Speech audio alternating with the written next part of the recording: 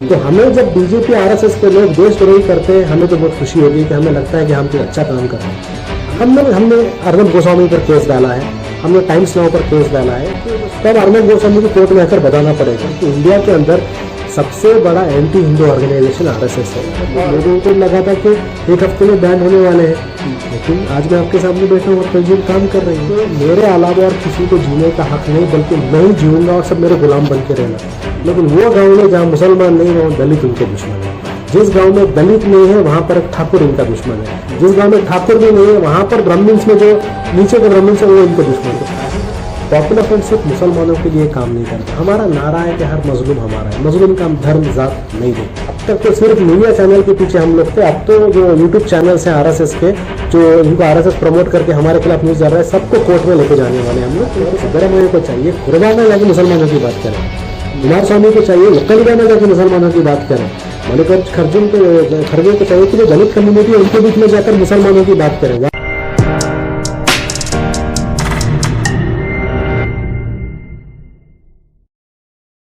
आज हमारे साथ पॉपुलर फ्रंट ऑफ इंडिया के नेशनल जनरल सेक्रेटरी जनाब अनीस अहमद साहब यहाँ पर मौजूद हैं। तो जिस तरह से पॉपुलर फ्रंट ऑफ इंडिया के बारे में नेशनल मीडिया और बीजेपी आरएसएस की तरफ से लगातार ये पेश किया जाता है कि पीएफआई एक आतंकवादी संगठन है और कई किस्म के इल्जामात इन पर लगाए जाते हैं। तो आज हमारा ये जो इंटरव्यू का मोटिव है, हम ये जानना चाहेंगे कि पॉपुलर फ्रंट ऑफ इंडिया, इसका मकसद क्या है, किस तरह से ये पॉपुलर फ्रंट ऑफ इंडिया काम कर रही है। तमाम चीजें आज हम जानेंगे नेशनल जनरल सेक्रेटरी जनाब अनीस अहमद की तरफ से। जनाब अनीस अहमद साहब, सबसे पहले मैं आपका गुलबर्गा हेडलाइंस पर वेलकम करता हूं। जी बहुत बहुत शुक्रिया। जी अनीस अहमद साहब, जिस तरह से हम देख रहे हैं कि लगातार बीजेपी आरएसएस की तरफ से और नेशनल मीडिया की तरफ से लगातार ये बताया जा रहा है कि जिस तरह से दिल्ली में दंगे हुए, जिस तरह से यूपी में दंगे हुए, उसके पीछे पूरा जो किरदार था वो पीएफआई का था। और जिस तरह से सीए एनआरसी में भी शाहीन बाग में जो प्रोटेस्ट लगातार चला, उसके पीछे भी पीएफआई का हाथ है। इस तरह के तमाम इल्जामात आप पे लगाए जाते हैं,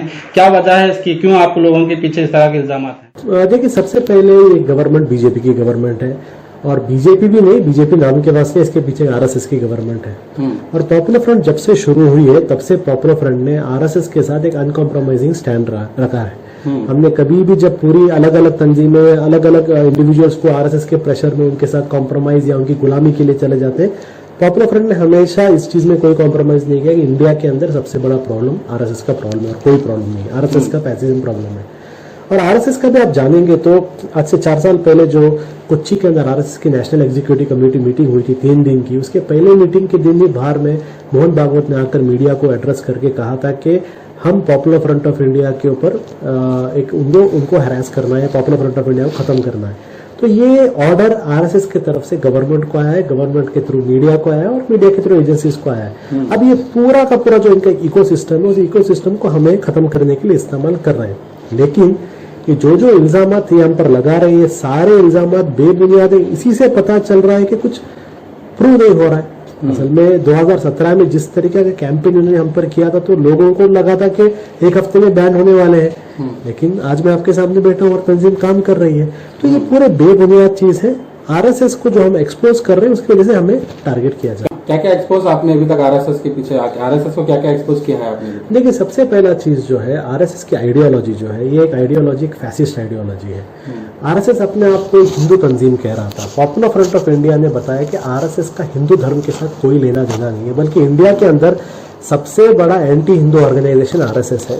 और पूरे दुनिया में भी आज अगर आप देखेंगे, हिंदुओं का नाम कौन खराब कर रहा है? पॉपुलर फ्रंट तो नहीं कर रहा है, मुसलमान तो नहीं कर रहा है, पूरे दुनिया में हिंदुओं का नाम आरएसएस खराब कर रहा है। पहली चीज। दूसरी, आरएसएस की जो आइडियोलॉजी है, हिंदुत्व आइडियोलॉजी है।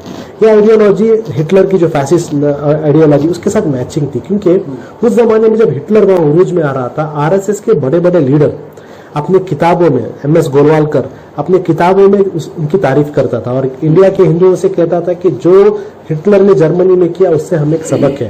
ये चीज से भाग नहीं सकते, उनके बुक में डॉक्यूमेंटेड है ये। तो ये चीजों को हम सामने ला रहे थे लोगों के सामने कि देखो, ये भाई, इनको आप एक मामूली कम्युनल संगठन मत समझो, ये फैसिस्ट है।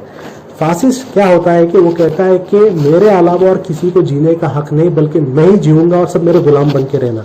और ये आरएसएस है। और आरएसएस से प्रॉब्लम सिर्फ मुसलमानों को नहीं है। अगर आप सोचेंगे कि सिर्फ मुसलमानों को प्रॉब्लम है, आज हम लोग सामने, इसलिए हम प्रॉब्लम है। जब हम नहीं रहेंगे कोई और दुश्मन बना देंगे। आप सिंपल एग्जांपल ले लीजिए, ये लोग कहते हैं कि इंडिया के अंदर सारा प्रॉब्लम का जड़ मुसलमान है। इंडिया में आज भी बहुत सारे ऐसे गांव है जहां पर मुसलमान नहीं है। क्या वो गांव राम राज्य बन गए हैं? राम राज्य बनना है ना, मुसलमान नहीं है। लेकिन वो गांव में जहां मुसलमान नहीं, वहां दलित उनके दुश्मन है। जिस गांव में दलित नहीं है वहां पर एक ठाकुर इनका दुश्मन है। जिस गांव में ठाकुर भी नहीं है वहां पर ब्राह्मण्स में जो नीचे के ब्राह्मण्स है वो इनके दुश्मन। तो फैसिज्म की एक सिफत क्या होती है, वो दुश्मन बनाते रहता है। जिंदा रहने के लिए दुश्मन चाहिए, और ये हमने एक्सपोज किया। ठीक है, ये पॉपुलर फ्रंट ऑफ इंडिया कहाँ से इजाद हुई, क्या मकसद था इसका, कब से इसकी शुरुआत हुई? देखिए, इसका हिस्ट्री मैं आपको बताता हूँ कि 1980 का जो दौर था, ये दौर ऐसा था कि इस जमाने में पूरे इंडिया में बहुत सारे एंटी मुस्लिम दंगे हो रहे थे। जैसा भगलपुर हो, भिवंडी हो, और ये राम जन्मभूमि अभियान हो, उसके रथ यात्रा चल रहे थे। और पूरे इंडिया में अगर आप देखेंगे एक ही माहौल था कि मुस्लिम कम्युनिटी के अंदर एक ऑर्गेनाइज कुछ एक एक्टिविटीज्म होना है, मुस्लिम कम्युनिटी के हुकूक के प्रोटेक्शन का काम होना है। उसी वक्त में केरला के अंदर अर्ली 90s में जो है NDF नाम की एक तंजीम बनती है। उसके बाद हम देखते हैं उसी टाइम पर तमिलनाडु में MNP नाम की एक तंजीम बनती है, और 2000 में कर्नाटका के अंदर KFD नाम की तंजीम बनती है। मैं KFD से हूँ, पॉपुलर फ्रंट नहीं था। ये तीन तंजीम 3 रियासतों में काम करते थे। 2005-6 में ये तंजीम आपस में मिलना शुरू किए, और साउथ इंडिया काउंसिल नाम का एक काउंसिल बनाया जिसमें रिजर्वेशन कैंपेन किए। और रिजर्वेशन कैंपेन के दौरान ये 3 तंजीम के लीडरों को लगा कि जो काम हम लोग अपने अपनी रियासतों में कर रहे हैं, हम लोग उसको पूरे नेशनल लेवल में करना जरूरी है। तो ये 3 तंजीमें 2006 में आपस में मिलकर उन्होंने एक फेडरेशन बनाया। उस फेडरेशन का नाम पॉपुलर फ्रंट ऑफ इंडिया है। उसके बाद 2009 में इन 3 तंजीमों के साथ और 8 स्टेट के तंजीमें, जैसे आंध्र प्रदेश, गोवा, वेस्ट बंगाल, राजस्थान, मणिपुर, ये 5 स्टेट्स के लोग मिल गए, और 8 तंजीमों ने मिलकर अपने स्टेट तंजीमों को डिसॉल्व करके एक सिंगल नेशनल ऑर्गेनाइजेशन बनाया 2009 में, पॉपुलर फ्रंट। तो 2007 में 3 स्टेट, 2009 में हम लोग 8 स्टेट में थे। अल्हम्दुलिल्लाह इंडिया की 22 रियासतों में है। ये पॉपुलर फ्रंट का एक हिस्ट्री है। मकसद क्या है पॉपुलर फ्रंट को तैयार करने का? पॉपुलर फ्रंट ऑफ इंडिया का हमारा मकसद है टोटल एम्पावरमेंट। हम चाहते हैं कि पॉपुलर फ्रंट ऑफ इंडिया एक मुसलमानों की तंजीम है, तो उसके मेंबरशिप मुसलमान है, लेकिन पॉपुलर फ्रंट सिर्फ मुसलमानों के लिए काम नहीं करता। हमारा नारा है कि हर मजलूम हमारा है। मजलूम का हम धर्म जात नहीं देखते, लेकिन हम ये कहते हैं कि इंडिया के अंदर जो मुस्लिम कम्युनिटी है ये सबसे बैकवर्ड कम्युनिटी है। पॉपुलर फ्रंट नहीं करता, गवर्नमेंट के अलग अलग रिपोर्ट्स कहते हैं। तो मुस्लिम कम्युनिटी को एम्पावर करने के लिए उस मुस्लिम कम्युनिटी के अंदर स्पेशल एफर्ट्स की जरूरत होती है। और देखिए, एक मुल्क रहेगा, उस मुल्क के अंदर सारे कम्युनिटी इक्वली डेवलप हुआ तो ही मुल्क डेवलप होगा। अब मेरा ये बॉडी है, मेरे बॉडी में हाथ अच्छा डेवलप हो रहा है, लेकिन मेरा पैर डेवलप नहीं हो रहा है, तो मैं अपाहिज बन जाऊंगा। उसी तरीके से अगर हमारे इंडिया के अंदर मुल्क तरक्की हो रहा है लेकिन मुस्लिम कम्युनिटी तरक्की नहीं हो रहा, तो हमारा मुल्क को भी तरक्की प्रॉब्लम होगा। तो इसलिए मुस्लिम कम्युनिटी को एक एम्पावर करने के काम से काम कर रहा है। और एम्पावरमेंट का मतलब ये है, एम्पावरमेंट का मतलब है खुद मुख्तार बनाना, यानी मुस्लिम कम्युनिटी को इस लेवल पर बनाओ कि एजुकेशनली, इकोनॉमिकली, सोशली, पॉलिटिकली हर लिहाज से वो किसी पर डिपेंडेंट ना हो, बल्कि खुद अपने पांव पर खड़े हो और खुद अपने डेवलपमेंट का काम करे और देश के नेशन बिल्डिंग में बराबर की हिस्सेदारी करे। ये हमारा मकसद है। ठीक है, जिस तरह से अभी आप आरएसएस के बारे में कह रहे थे कि वो फासिस्ट जहन रखते हैं, और जिस तरह से आप कह रहे हैं कि आरएसएस फासिस्ट जहन रखती है, तो लगातार आरएसएस बीजेपी को बैकबोन पीछे से सपोर्ट करती है, उसी तरह से पीएफआई को भी कुछ लोग देखते हैं कि पीएफआई कट्टर मुस्लिम ऑर्गेनाइजेशन है और ये इसके साथ एक पॉलिटिकल पार्टी चलती है। इस तरह से आपको भी वो लोग इस तरह नजर से देखते हैं, जिस तरह से हिंदुओं के लिए आरएसएस है उस तरह से मुसलमानों के लिए पीएफआई है। तो इसके बारे में क्या कहेंगे? देखिए, ऐसा जो एक इल्जाम आ जाते हैं कि ये इल्जाम बेसिकली आप देखेंगे सेक्युलरिस्ट की तरफ से आता है। तो सेक्युलर जो अपने आप को सेक्युलर कहते हैं, बेसिकली लिबरल कहते हैं, उनके सामने एक मजबूरी होती है, उनको बैलेंसिंग एक्ट करना होता है। आप जब आरएसएस के खिलाफ बोलेंगे तो बैलेंसिंग में किसी को तो लाना है। तो पहले कोई और थे, आप आज पॉपुलर फ्रंट है, आज हमें ला रहा है। अब उनसे हम सवाल पूछते हैं, आप पॉपुलर फ्रंट ऑफ इंडिया को फैसिस्ट बोलते हैं या आरएसएस का बराबर बोलते हो, क्यों? पॉपुलर फ्रंट ऑफ इंडिया ने क्या आज तक किसी भी दूसरे धर्म के लोगों के खिलाफ बात किया है? क्या पॉपुलर फ्रंट ऑफ इंडिया ने किसी दूसरे धर्म के खिलाफ नफरत की बात की है? हमारे स्पीचों में हो, हमारे पब्लिकेशंस में हो? नहीं। हमने आज तक किसी भी दूसरे धर्म के लोगों के खिलाफ बात नहीं किया। हम आरएसएस के फैसिज्म के खिलाफ बात करते हैं। अब जब राहुल गांधी आरएसएस के फैसिज्म के खिलाफ बात करता है, वो लिबरल बन जाता है, लेकिन पॉपुलर फ्रंट जब आरएसएस के फैसिज्म के खिलाफ बात करता है तो हम मुस्लिम आरएसएस बन जाते हैं। तो ये असल में क्या है, एक ग्रुप है जो अपने आप को लिबरल कहता है, जो चाहता है कि मुसलमानों की लीडरशिप हम करें, मुसलमान हमारे फुट सोल्जर बने, हम मुसलमानों के लीडर बने। अब देखिए ये लोग आते हैं, इनके स्पीच कौन सुनते हैं? मुसलमान ही सुनते हैं, इनके कोई फॉलोअर नहीं, ये मुसलमानों को आकर अपना फुट सोल्जर बनाते हैं, हम दिमाग बनेंगे आप फुट सोल्जर।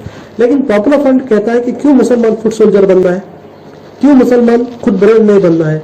और जब पॉपुलर फ्रंट कहता है कि मुसलमानों को ब्रेन बनना है, यही सेक्शन ऑफ सोसाइटी, हाँ ये मुस्लिम आरएसएस है, समझे, क्योंकि उनका जो मुस्लिम कम्युनिटी के अंदर एक ऑडियंस है, उस ऑडियंस को हमारे वजह से उनके ऑडियंस चला जा रहा है और पॉपुलर फ्रंट की तरफ से आ रहा है। इसलिए टेक्निकली अगर हम उनसे भी कहते हैं भाई बताओ क्यों आप हमको मुस्लिम आरएसएस कहते हैं, लगातार आपकी पीएफआई जो ऑर्गेनाइजेशन है उसको लगातार देशद्रोही संगठन क्यों बताया जा रहा है? कई आपके ऑर्गेनाइजेशन के कई कैडर को जो है ना अरेस्ट किया गया ईडी की तरफ से, और कई दूसरे इन्वेस्टिगेशन किए गए उनके ऊपर, उनको अरेस्ट किया गया। क्या वजह है इसके पीछे? क्या कौन सी ताकत आपके पीछे लगी है और क्या मकसद है उन लोगों का? देखिए दो चीज, आज तो इंडिया में हर कोई देशद्रोही है। जो आदमी गवर्नमेंट को क्वेश्चन करता है, कम से कम अगर आपने ये भी कहा कि पेट्रोल डीजल का रेट क्यों बढ़ा है, आप देशद्रोही हो गए। आपने कहा कि टमाटर प्याज का रेट क्यों बढ़ गया, आप देशद्रोही है। तो मेरा कहना यह है कि आज इंडिया में जो है देशद्रोही चीज को सीरियसली नहीं लेना है, क्योंकि ये गवर्नमेंट ऐसा माहौल आज इंडिया के अंदर आ गया है कि बीजेपी आज जिनको देशद्रोही कहते हैं वही सबसे बड़े आज देश के मुहाफिज है। तो हमें जब बीजेपी आरएसएस के लोग देशद्रोही करते हैं, हमें तो बहुत खुशी होती है कि हमें लगता है कि हम कुछ अच्छा काम कर रहे हैं। हमें तकलीफ तब होगी जब ये हमारी तारीफ करेंगे।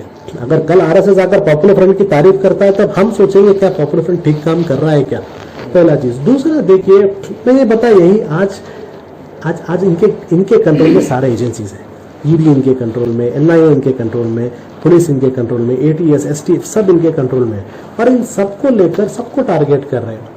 सिर्फ पॉपुलर फ्रंट ने, आप देखिए डीके शिव कुमार के घर में रेड्स हो रहे हैं, ममता बनर्जी के जो भांजा है उसको टारगेट किया जा रहा है। अलग अलग पॉलिटिकल जो अपोजिशन लीडर्स हैं महाराष्ट्र के अंदर देखो, शिवसेना को कैसा लोग टारगेट कर रहे हैं। यानी हर वो अपोजिशन जो इनके खिलाफ बात करेगा उसको एजेंसीज के थ्रू काम करेंगे।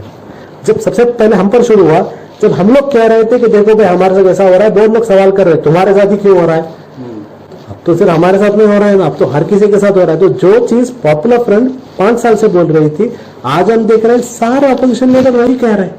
तो जो हमारे साथ 5 साल से हो रहा था, अब दूसरों के साथ हो रहा है, और हमें पता था।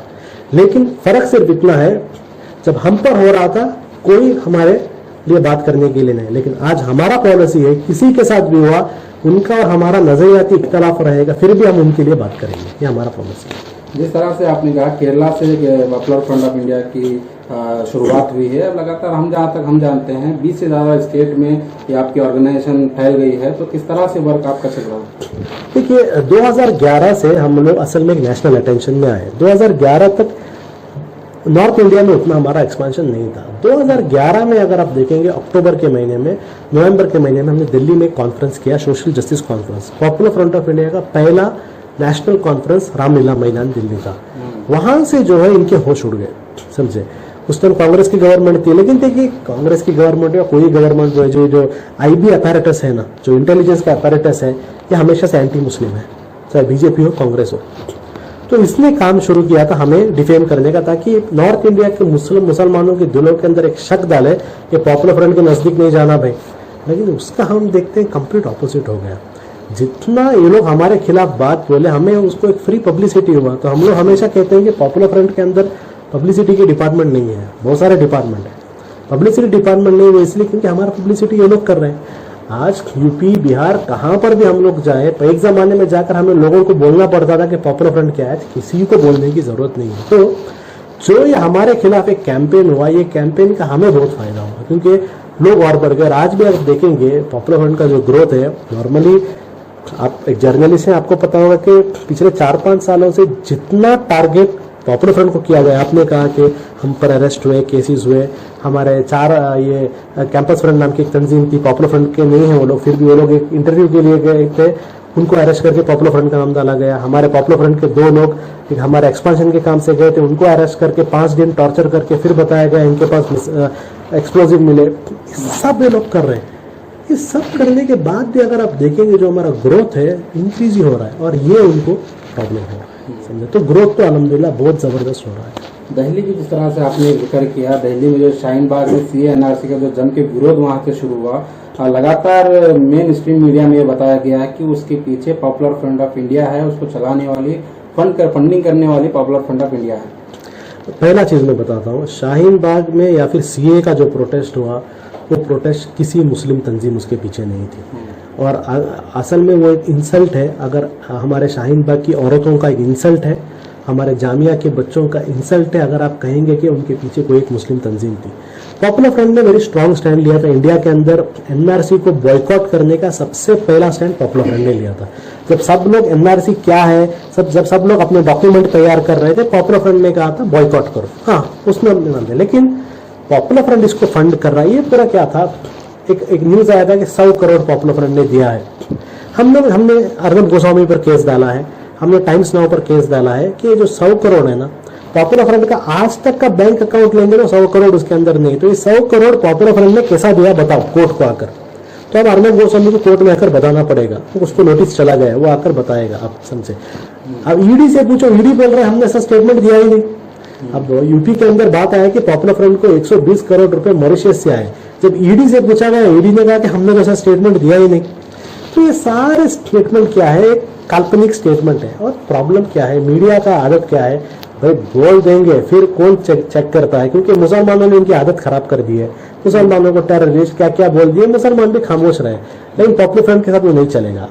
आप हमको टेररिस्ट बोलोगे मत समझो हम खामोश रहेंगे, हम सबको घसीटेंगे। और इंडिया के बड़े बड़े न्यूज चैनल को पूरे कोर्ट में हमने लाइन में रुका दिया है। एक एक करके सब पर अभी हियरिंग्स चल रहे हैं। अब तक तो सिर्फ मीडिया चैनल के पीछे हम लोग थे, अब तो जो यूट्यूब चैनल्स हैं आरएसएस के, जो जिनको आरएसएस प्रमोट करके हमारे खिलाफ न्यूज डाल रहे हैं, सबको कोर्ट में लेके जाने वाले हम लोग। उनके ऊपर डिफेमेशन केस चल रहे हैं। तो ये हम लोग कर रहे हैं और कहीं पर भी कुछ प्रूफ नहीं ला रहे हैं। 100 करोड़ ये पूरे काल्पनिक है। तो मुझे तो लगता है कि और ज्यादा ऐसे न्यूज आएंगे लोगों को हमारे बारे में एक फिजा क्रिएट करने की। इसमें कुछ भी सच्चाई नहीं है। दिल्ली और उत्तर प्रदेश के जो दंगे हैं, दंगों के मसले में भी हमने देखा है कि वहाँ भी बताया गया कि वहाँ पर भी पॉपुलर फ्रंट ऑफ इंडिया ने ही पहल की उस दंगों को भड़काने में, दंगों को बढ़ाने में। वहाँ पे जितने भी जाने गए उसका भी जिम्मेदार पॉपुलर फ्रंट ऑफ इंडिया को बताया गया। देखो, पहला चीज दिल्ली दंगे है, दिल्ली दंगा जो है आरएसएस ने किया हुआ दंगा है, उसमें कोई भी डाउट नहीं। खुलेआम हम लोग कहते हैं आरएसएस ने किया है। वेल प्लान, बाहर के दूसरे स्टेट के लोगों को वहां पर लेके आकर दंगा किया गया वहां पर। उसके बाद पुलिस को इस्तेमाल किया गया, मीडिया को इस्तेमाल किया गया ये दंगे को कंप्लीट छुपाने के लिए। ये आरएसएस ने किया है, उसमें कोई दो राय नहीं। सेकंड चीज क्या था, वो जब दंगे हो ही रहे थे तभी हमने कहा था कि इसमें पॉपुलर फ्रंट का नाम देंगे। शुरुआत में 5 दिन में हमारा नाम नहीं आया, हम भी बहुत टेंशन में थे क्यों अब तक हमारा नाम नहीं आया।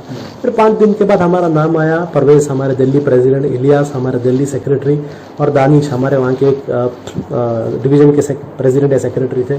उनको 3 लोगों को अरेस्ट किया गया, लेकिन 1 दिन के अंदर ही वो रिहा हो गए क्योंकि कुछ भी उनके ऊपर केस नहीं था। अभी भी पॉपुलर फ्रंट का एक आदमी भी दिल्ली केस की वजह से अरेस्ट नहीं हुआ है। यूपी की बात आई, यूपी में भी क्या था, जो प्रोटेस्ट वहां पर हुआ था, योगी एक्सपेक्ट नहीं किया था कि यूपी के मुसलमान जिसको उसने 5 साल से दबा के रखा था, यूपी के मुसलमान इसे रास्ते पे उतरेंगे। तो उसके बाद वहां पर गवर्नमेंट की मशीनरीज को इस्तेमाल करके पूरी तरीके से उसने क्या कर दिया, मुसलमानों को सप्रेस किया। अब योगी को पता था कि यूपी के अंदर मुस्लिम कम्युनिटी के ऊपर जो सप्रेशन हो रहा है, मुस्लिम कम्युनिटी के जो प्रॉपर्टी सीज हो रहे हैं, तो मुस्लिम कम्युनिटी को लीगली डिफेंड करने की ताकत सिर्फ पॉपुलर फ्रंट के अंदर है।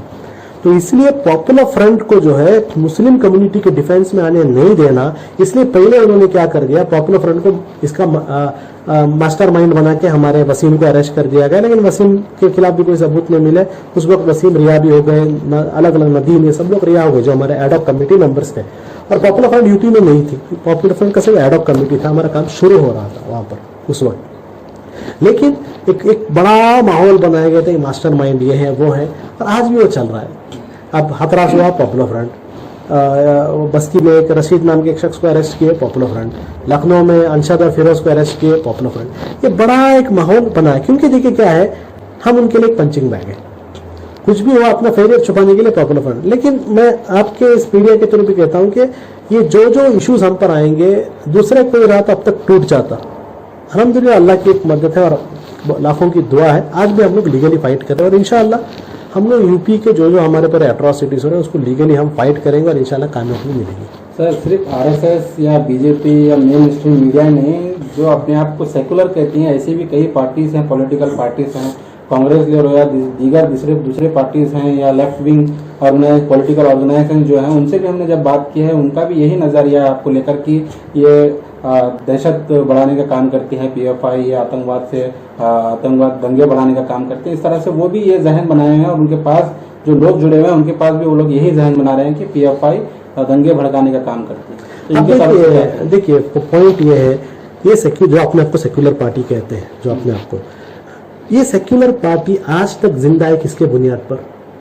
सिर्फ और सिर्फ मुसलमानों के बुनियाद पर ये लोग जिंदा है। यूपी में अखिलेश को यादव भी वोट नहीं देते, मायावती को चमार भी वोट नहीं देते, आरएलडी को जाट भी वोट नहीं देते, समझे? आप अलग अलग रीजनल पार्टीज में जाओ, कांग्रेस को कौन वोट देता है? कांग्रेस आज कर्नाटक में जिंदा है क्योंकि सिर्फ मुसलमान वोट दे रहे हैं, दलित तो वोट नहीं देते, लिंगायत तो वोट नहीं देते, वक्कलीगा तो वोट नहीं देते कर्नाटक में।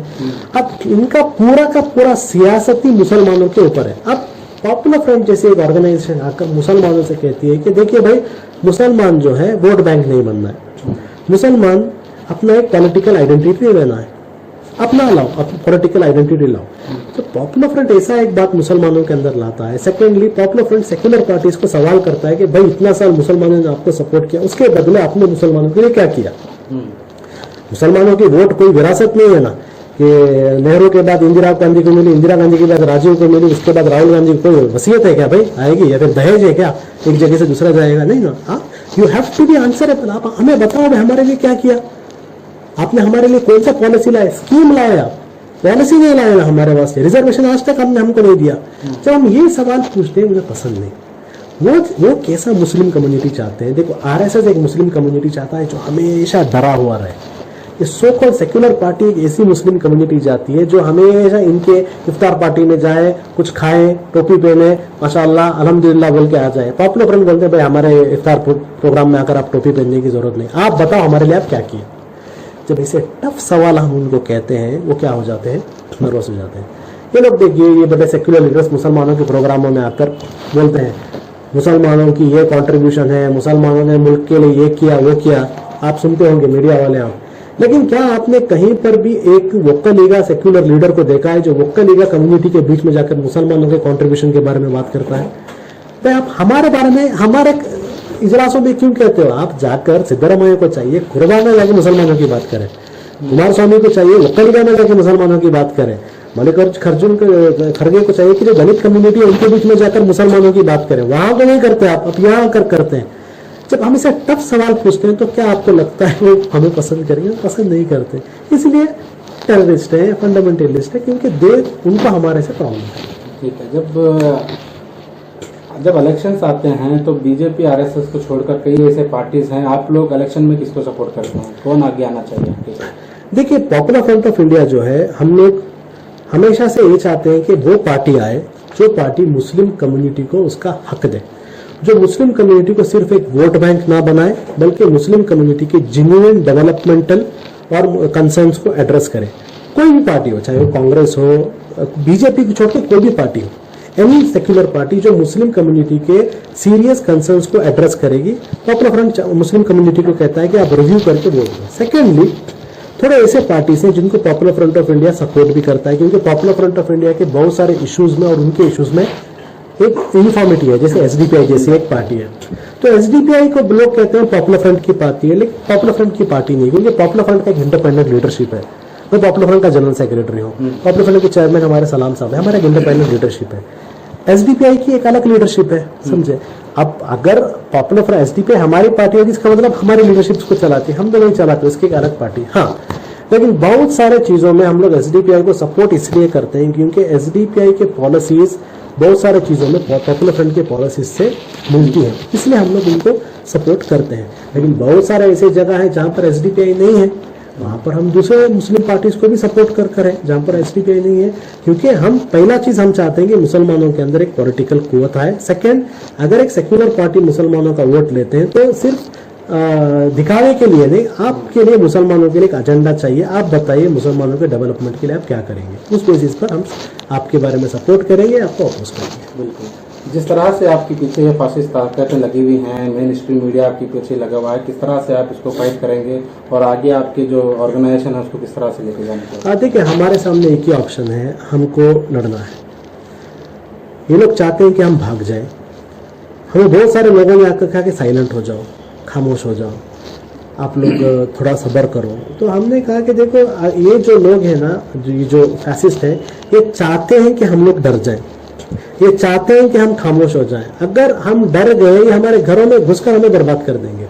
तो हम तो है कि हम तो कभी भी गिव अप करने वाले नहीं। हमें हमारे मुल्क के कॉन्स्टिट्यूशन पर भरोसा है। देखिए भाई, बेसिक चीज कॉन्स्टिट्यूशन को बचाना है। ये प्रॉब्लम मुसलमानों का भी नहीं है, क्रिश्चियनों का भी नहीं है, हिंदुओं का भी नहीं है, दलितों का भी नहीं है, किसका? ये प्रॉब्लम कॉन्स्टिट्यूशन का है। कॉन्स्टिट्यूशन रहा, आपका और मेरा हुकूक रहेगा। कॉन्स्टिट्यूशन चला गया, ना तो आपके हुकूक, ना तो मेरे हुकूक, ना तो हिंदू के हुकूक, ना तो दलित के हुकूक, ना तो सिख के हुकूक। कॉन्स्टिट्यूशन को बचाना ये प्रायोरिटी। और हमें इंडिया की कॉन्स्टिट्यूशन पर बहुत भरोसा है। इसलिए हमारे कॉन्स्टिट्यूशन के अंदर जो जो ऑप्शंस अवेलेबल हैं, इंडिया के लीगल फ्रेमवर्क में क्या क्या ऑप्शंस अवेलेबल हैं और इंडिया के डेमोक्रेटिक फ्रेमवर्क में क्या क्या ऑप्शंस अवेलेबल हैं, सारे ऑप्शंस को हम इस्तेमाल करके हम लड़ते रहेंगे। हम पीछे हटने वाले नहीं। बिल्कुल, बहुत बहुत शुक्रिया अनीस अहमद साहब आपका इतनी देर हमको वक्त देने के लिए। आप हमारे चैनल पर कई व्यूवर्स ऐसे हैं जो आपके कैडर से भी जुड़े हुए हैं, कई ऐसे भी व्यूवर्स हैं जो आपको पहली बार सुन रहे हैं, तो तमाम लोगों को क्या मैसेज देना चाहेंगे? सबसे पहले मैं आपके व्यूवर्स और आपके जो मीडिया इनिशिएटिव है, तो सबसे पहले आपको मुबारकबाद देता हूं कि आज के ज़माने में आप लोग ऐसा एक डिजिटल प्लेटफॉर्म लाए और आज बहुत सारा चेंज जो है नैरेटिव का आपके जैसे मीडिया प्लेटफॉर्म की वजह से ही हो रहा है। क्योंकि ये जो पेड मीडिया है, जो गोदी मीडिया है, उसने तो पूरी तरीके से मीडिया नैरेटिव को बर्बाद कर दिया है। वो तो आप जैसे इंडिपेंडेंट मीडिया है जिसको बड़ा एक सपोर्ट बेस भी नहीं है, फिर भी आप लोग इंडिपेंडेंटली जो काम कर रहे हैं, मुझे लग रहा है बहुत बड़ा एक तारीफ की बात है। तो मैं आपके और आपकी टीम को कंग्रेचुलेट करता हूँ, आपके व्यूअर्स को कंग्रेचुलेट करता हूँ। सेकेंड चीज, आपके जो व्यूअर्स हैं और जो देख रहे हैं, मैं उनसे इतना कहता हूँ कि सबसे पहले शुक्रिया कि पॉपुलर फ्रंट का आपने भरोसा है और आपके भरोसे में हम लोग उतरे और इंशाल्लाह हम हमेशा कोशिश करेंगे कि इस भरोसे पर पूरा उतरना है। और फाइनल चीज देखिए, हम एक ऐसे मुकाम में हैं जहां पर हमें ये मुल्क बहुत अच्छी तरीके से मिला है, हमें आज़ादी मिली, सब मिली, और हमें इंश्योर करना है कि हमारे आने वाले नस्ल को भी ये मुल्क ऐसा ही मिलना है। क्योंकि अगर हमारे आने वाले नस्ल को ये मुल्क गुलाम बनकर मिला तो हमारी नस्लें हमें माफ़ नहीं करेगी। तो जिसने अच्छे तरीके से मुल्क हमें मिला है, हमारी कोशिश होनी चाहिए हमारी आने वाली जनरेशन को भी ये मुल्क को ऐसा ही देना है।